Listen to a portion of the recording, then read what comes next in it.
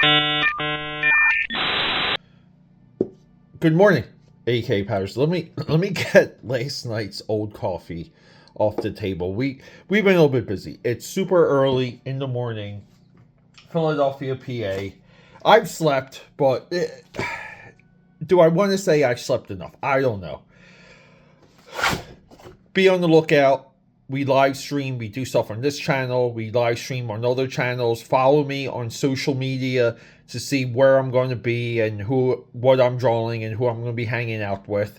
This was last night, and I'm so upset I didn't get to finish it live. I usually try and do a complete piece on the Hump Day show. I'm going to link that down below if you guys do want to see me work on this. That's Omer Glitch. He runs a great, fun show. It's just a hangout draw stream. So, continuing our thread of one, Liam Sharp. This is the book that triggered this Liam Sharp, deep dive. He did this Aliens graphic novel, and I thought it had so much promise. It just reminded me that even though this is, in my view, somewhat of a rushed or failed effort, this is clearly a deadline-driven work. You know, the whole industry, the whole comic book industry is deadline-driven. It just could have, bled out and been expanded on, and the artwork could have been a little bit more refined. But what we have, I think, is such a high quality.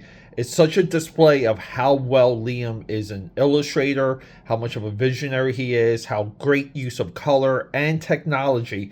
And he rolls all of that, everything I just said, into the comic book page. So it started with Fast Track to Heaven. And then, I think a week or two ago, I did this was like a blind flip through. I just wanted to hang out and share Liam Sharp's pen and ink work with Frank Franzetti's Death Dealer. This is one of 4 editions. I'm not sure if I knew Liam did at least 2 of these, but we got Glenn Danzig, if you're not familiar with him. He's a musician. This was more of, let's just see some amazing illustrations by this guy. Pen and ink. So, we start in the modern day, and just out of comic book production-wise, we go back in time to the relatively late 90s, early 2000s with Death Dealer. But then we're going to throw it back to the 30th anniversary of Image Comics. And let me just get the year for this one. This is 2022. So here's the thing. This is maybe as recent, as current as we can get with some of Liam Sharp's weapons and his capabilities. This back and forth, I'm digging it because I know what I'm going to do after this. So you guys, this is why you guys have to subscribe and support the channel. Because when we do deep dives, we try and make it as complete as possible. Liam is improving his signature. We have a very cool mechanical looking one here. This book is also Sharpie Productions. It's Sharpie. But it's not these Sharpies. It's not these Sharpies. This is Liam Sharpie. Liam Sharpie Productions. Stonehenge, or can I one-up you and can we Starhenge it? Book 1, The Dragon and the Boar. So, let's have a look. Cheers. Let's get that done.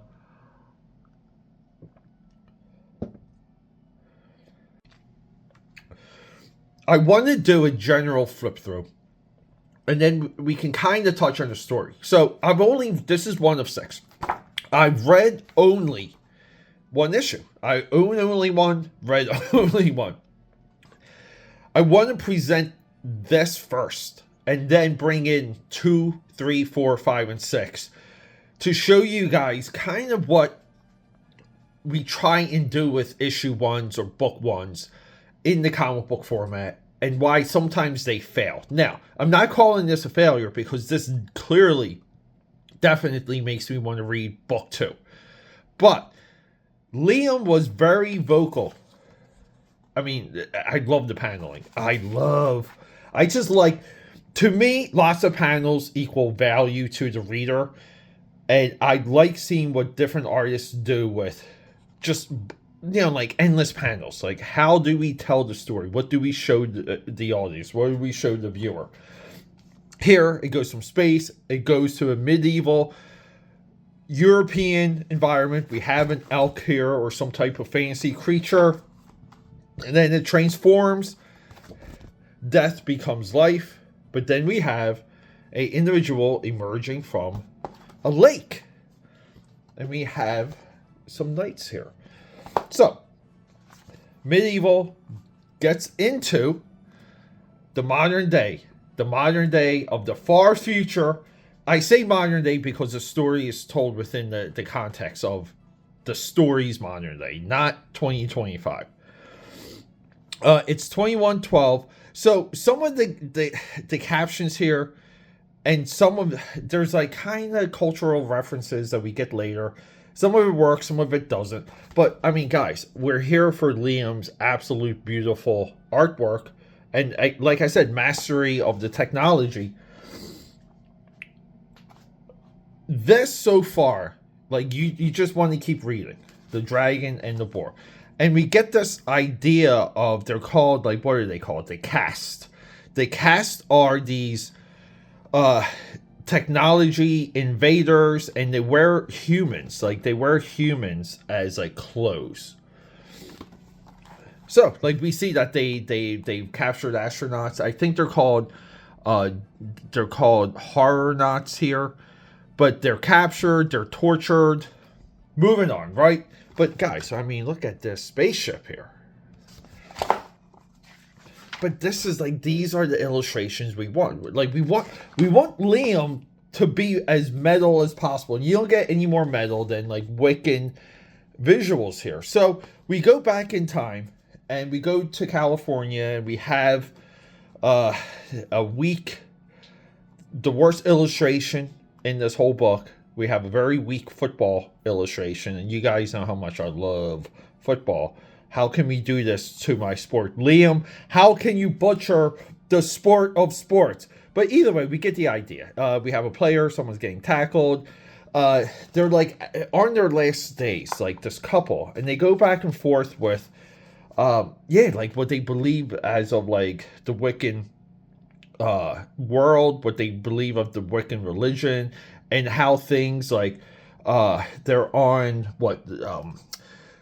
Contra Costa County. So they're on what mountain? Hold up here. Let me find. Later, people thought it was just the name. Okay, the thicket of the Mount Diablo. So he tells this story of these like Spanish missionaries and how it wasn't Mount Diablo, but the land around them, and they weren't going to call it like County Diablo, like stuff like that. So it's basically an idea of like lost history. But they're going back and forth, and these two, they're not breaking up, but they're parting ways. But yeah, again, like we have fantastic illustrations like this. I don't like. You guys know I'm not crazy for animatics in American comic books. I'm not crazy for photo stats. The Brian Michael Bendis photo stat, where he would just convince Mark Bagley to stop drawing and paste a bunch of talking heads. We're not about that. But he, through the ability of the digital age, he's able to do the same, but adjust it just a little, right? So we get somewhere, but then we're back into the future. It's all out war, and we learn that these knights have disappeared, and the enemy has gained the higher ground. But look at the design for the knight. Look, the electricity blade, really cool stuff. And then we get this. We get two lovers yet again, right? There's a symmetry here, and they have to part ways also. But then we get some amazing Liam Sharp color design. And look at the ship. The ship is so freaking... See, this is where, when you read something like this, and Liam has said that this, as much effort as he put into this, he didn't get it back. Meaning the money in the comic industry didn't reward him for this. And you kind of want to say, the hell with the American comic book industry.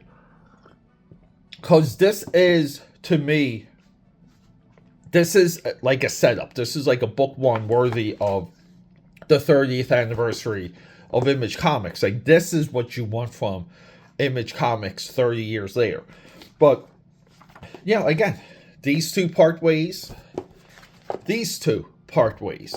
So we get this, right? We get a clear idea that we're walking through time, which is very important.